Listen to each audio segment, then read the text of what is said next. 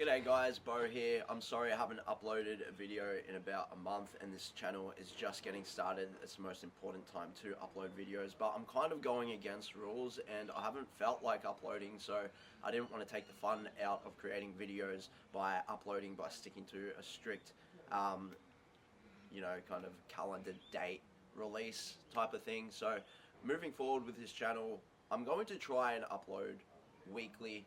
But if I start to lose passion, you'll understand why there won't be any videos. But stay tuned to the channel because it's something that I'll always come back to.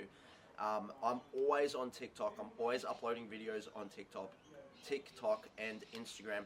So if you want to go follow me over there and get pretty much daily, if not daily, every second day content from me, pretty much the same types of things that I'm talking about on these videos, then go follow me over there. Okay, cool. So now that I've done all the plugs, not sure what this video title is named yet, but it's probably something really clickbaity because I'm about to answer some questions and I feel like that something controversial will pop up as I'm answering questions. I haven't looked at the questions yet, but all of these questions are from TikTok and it's just people asking me things on my recent videos that have blown up. Some are controversial and some are actual tips and advice. So I'll grab my phone out and here we go. Okay, so this is from Alexandra Maria. She asked, do you mind getting a little personal with your addiction? What exactly was it you were addicted to? I'm happy to see you overcame it. I've still got an addictive personality. When it came to the bad things in my past life, it was pretty much every drug under the sun except for heroin and meth. So every pharmaceutical drug, mushrooms, LSD, weed, cocaine, speed, yeah, it's just pretty much everything that I could get my hands on at any point. If it was going around at a party, I'd be taking it, and some of the drugs, it did end up becoming a daily kind of addiction as well, which didn't last long but could have been very detrimental to my life moving forward. It's very hard for me to talk about, but the only reason that I am talking about this is if anyone out there is going through the same thing, there's somebody that they can hear right now and understand that they're not alone.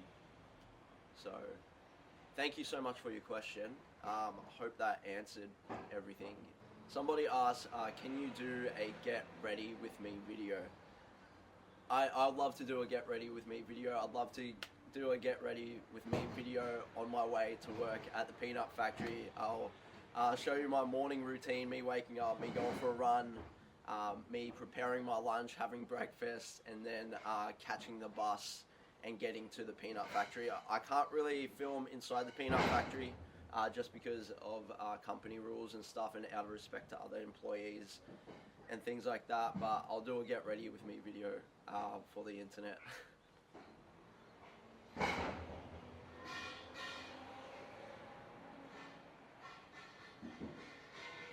There's so much. Oh.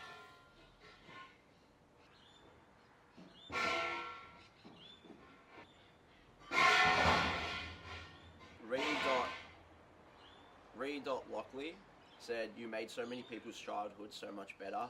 Be proud of you and everything you've accomplished. It's your time to live your life to the fullest. It's not really a question.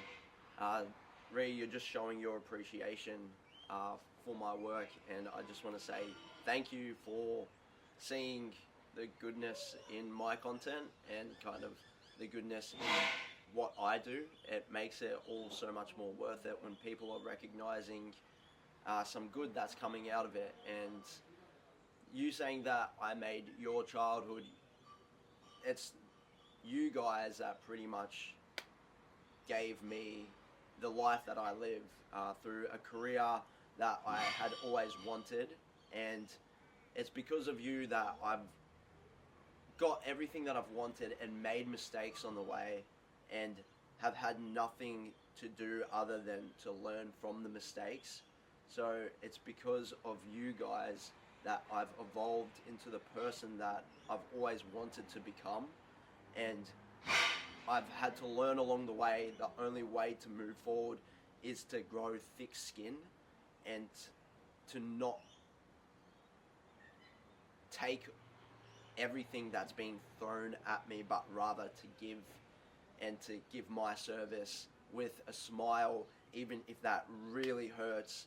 I have to do as much as I possibly can while I've got the little time on earth that I have left to give and to smile through it all. And it's because of you guys.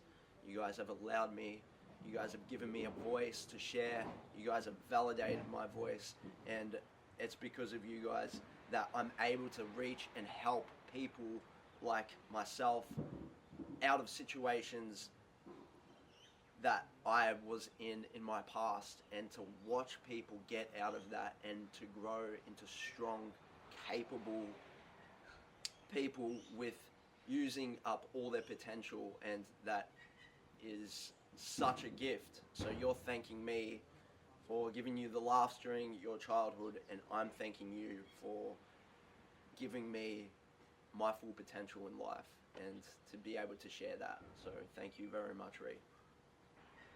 So Oz asked me, what are your goals and aspirations now? I've got many goals and aspirations.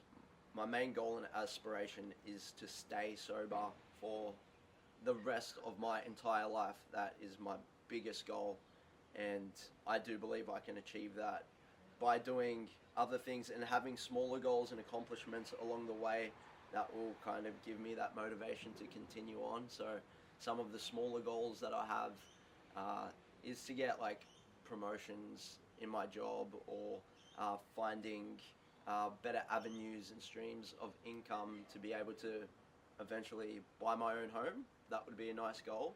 To move out of my house, because at the moment I live with my mum and my brothers, so I'm 30 years old. I would like to get my own house.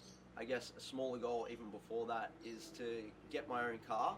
I'd really like to have the personal freedom, especially being 30 years old. I would like to have a car to be able to eventually maybe pick up a girl and have a relationship. These are small goals that are driving my life, and I wouldn't have recognized these small goals if I was just looking forward to weekend binge drinking, because with weekend binge drinking there's the opportunity to have emotionless sex, and to do that every single weekend, and you look forward to that, and just meaningless sex.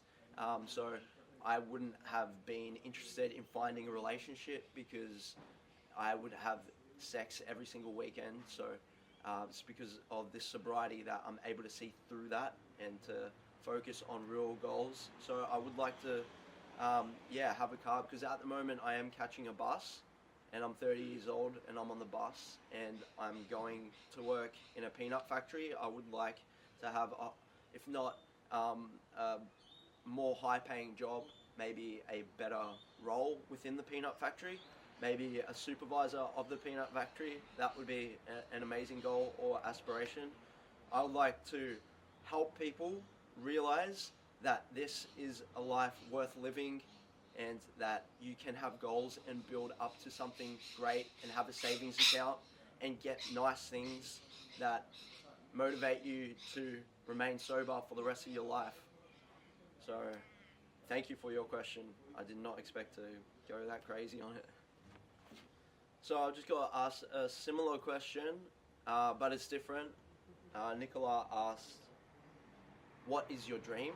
So I just explained my goals and aspirations. My dream, if I could shape reality into any way that I want, and I probably can if I do a lot of hard work, my dream would be to change as many people's lives as possible for the better, and to help people realize their full potential. And a dream of mine would be to start helping people from a young age. So I would love to speak publicly at schools and in groups. I think that would be my calling, because I do love presenting, I love talking, and my why and my reason is service to humanity. So I'd love to incorporate the presenting and the speaking with my knowledge in helping people, just like I've helped myself, to stay away from temptation that is going to defeat you, drag you down, and not give you any true, real, meaningful purpose in this life. So that would be a dream, to publicly speak and to help people. That would be absolutely amazing.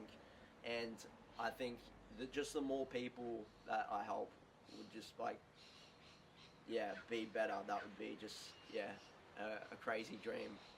I feel like I am living in the dream right now, by talking about it as much as I can online, but I'd love to do it in person, and I'd love to see real change in people over time in person.